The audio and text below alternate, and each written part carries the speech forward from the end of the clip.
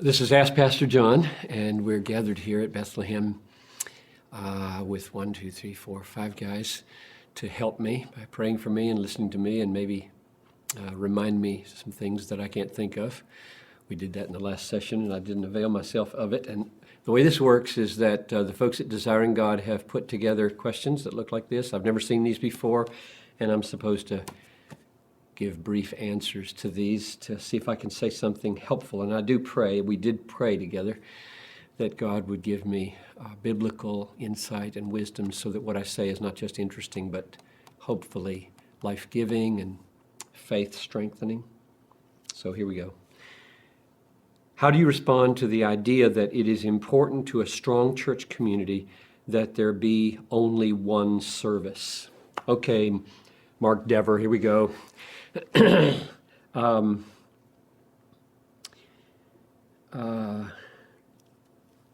I think Mark Dever is the one who has argued this most clearly, and he's such a good friend, and we've talked about this before.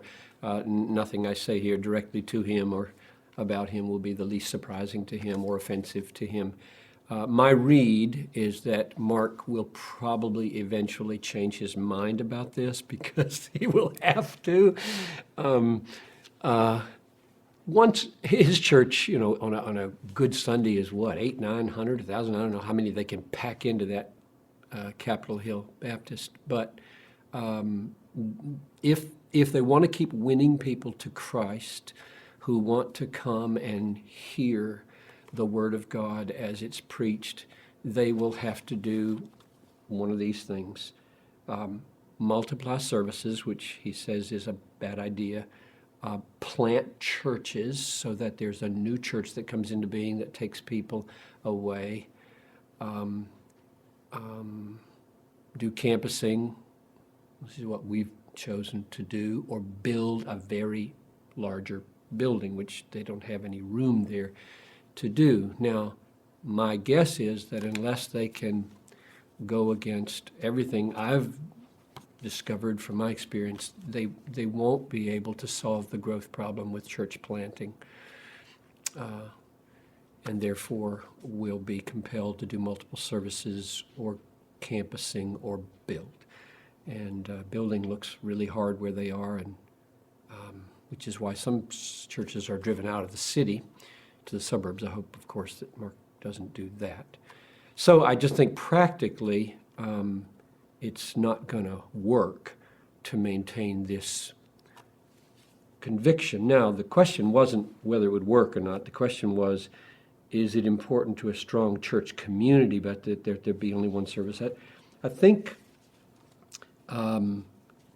once a church is reaching 300, 400, 500, 600, 700, there isn't a strong community in the sense of knowing people, and therefore for that church to begin to meet in several times or places doesn't alter the personal relationships. It may alter the feel of how good it is when we're all together, which I doubt is of the essence of what biblical community is, that good feeling when you're all together in one place at one time. I think the essence of biblical community, or biblical church community and unity, hangs on a unity of eldership, a unity of teaching, a unity of philosophy of ministry, and then within the church, very significant clusters of relationships that are biblically life-giving, involve all the one another commands that the Bible clearly has, and you do those in some kind of smaller gathering. Call it small groups, call it cell groups, call it fellowship groups, call it shepherding groups, call it mid-sized Sunday school classes, whatever. Those are the places where you get to know people and where you get to fulfill the biblical commands of community. So no, I don't think being in one service does offer the only way to be an appropriately biblical, strong church community.